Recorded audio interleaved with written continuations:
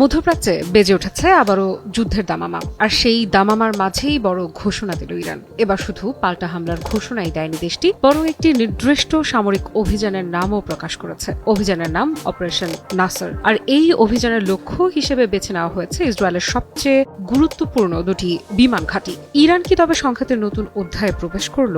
কি এই অপারেশন নাসর? ৮ জুন সকালে ইরানের ইসলামিক রেভলিউশনারি গার্ড ক্রপস বা আইআরজিসি ঘোষণা দেয় তাদের অ্যারোস্পেস ফোর্স অপারেশন নাসর শুরু করেছে।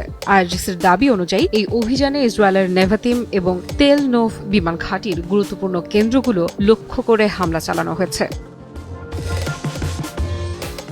এই দুই ঘাঁটি ইসরায়েলের সামরিক অবকাঠামোর জন্য অত্যন্ত গুরুত্বপূর্ণ বলে বিবেচিত। বিশেষ করে নেভাতিম ঘাঁটি দীর্ঘদিন ধরেই ইসরায়েলি বিমান বাহিনীর অন্যতম প্রধান অপারেশন কেন্দ্র হিসেবে পরিচিত। ফলে ইরানের এই ঘোষণা স্বাভাবিকভাবেই নতুন করে আন্তর্জাতিক অঙ্গনের নজর কেড়েছে।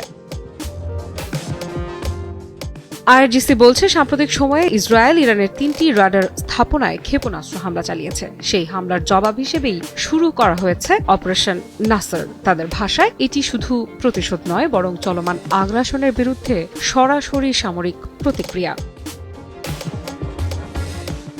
অভিযান শুরুর সময় আইআরজিসি একটি বিশেষ কোড ওয়ার্ডও ব্যবহার করেছে। একই সঙ্গে তারা জানিয়েছে এই অভিযান উৎসর্গ করা হয়েছে সাম্প্রতিক সংঘাতে নিহতদের স্মৃতির উদ্দেশ্যে। ফলে সামরিক পদক্ষেপের পাশাপাশি এটি একটি প্রতীকী বার্তাও বহন করছে বলে মনে করছেন পর্যবেক্ষকেরা। তবে সবচেয়ে গুরুত্বপূর্ণ অংশ ছিল আইআরজিসির পরবর্তী সতর্ক বার্তা। তাদের বক্তব্য অনুযায়ী এই সংঘাতের বর্তমান পর্যায়ে দুটি বিষয়ে বিশেষ গুরুত্ব পাচ্ছে। প্রথমত, ইসরায়েলি হামলার জবাব দেওয়ার গতি। দ্বিতীয়ত, লক্ষ্যবস্তুর পরিধি। অর্থাৎ ইরান বোঝাতে চাইছে যে ভবিষ্যতে প্রতিক্রিয়া আরও দ্রুত এবং আরও বিস্তৃত হতে পারে।